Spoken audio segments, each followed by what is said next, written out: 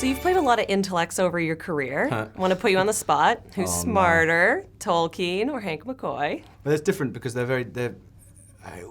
Tolkien's more imaginative, and Hank McCoy is more scientifically smart. I would say, he's creative in like that element. That's a nice balanced answer. Yeah, they're very different.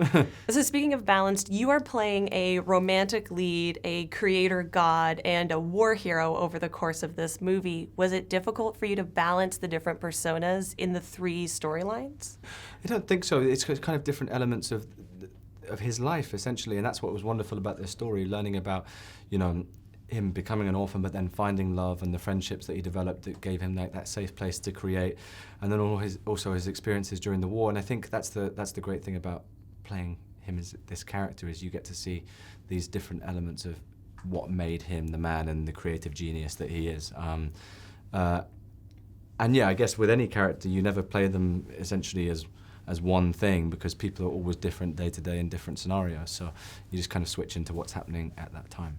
Were you familiar with the Beren and Luthien inspiration before you took this role? I wasn't. No, that was something that I learned. And then obviously I was like, okay, this is incredible that this is essentially an allegory for his love and his relationship with Edith. And finding out all those things, and then we were very lucky to get Lily Collins to play that character who just brings Edith to life in an incredible way. And their relationship's very cheeky and smart and fun, and you can see completely why these people would have spent their whole lives together. Mm-hmm. And you get to play out a scene that is very legendary in the books, but we've never seen in any of the adapted material with the dance where she's dancing over Yeah. Well, that's completely what inspired the forest dance in the book. So it's kind of one of those brilliant things where it was kind of. It was, I remember, I think Dermot was like, told Lily, like, okay, now do elven dancing. And he was like, don't really know exactly what that was, but it's kind of this lovely ethereal moment. I suppose you probably had the easier half of that scene. I definitely had the easier, I got to lay there and be like, yeah, do the elven dancing. If I had been told to do elven dance, I would have done almost more of a jig. Oh, yeah? More like a Keebler elf, perhaps? Yeah. The scene where you are lying in the trench and you have the fever, how many days did you shoot that for?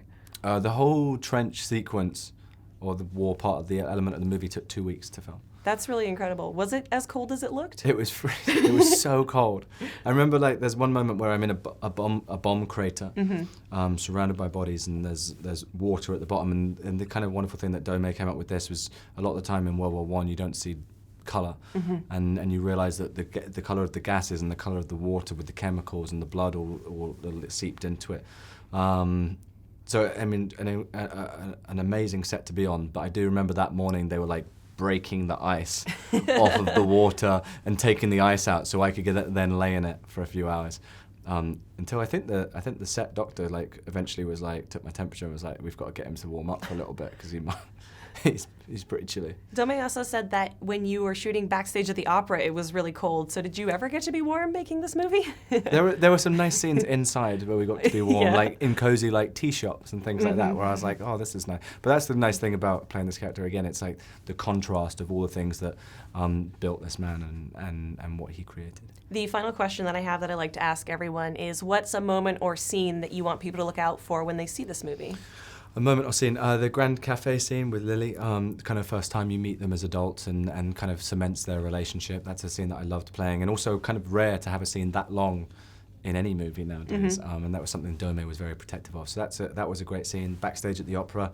And then there's a scene later on in the movie with Mrs. Smith, one of Tolkien's friends' mother, who I just thought was a really beautifully written scene. Great, thank you so much. Hey, thank you.